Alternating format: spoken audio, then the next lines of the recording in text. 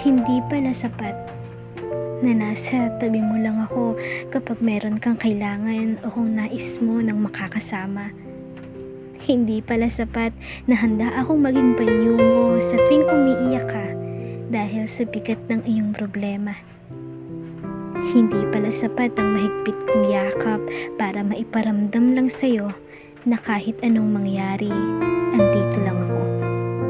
Hindi pala sapat ang lahat ng bagay na iyon. Kulang pa o baka hindi lang talaga ako yung hanap mo. Ako yung parating andyan para sa'yo. Ako yung hindi nawawala sa tabi mo.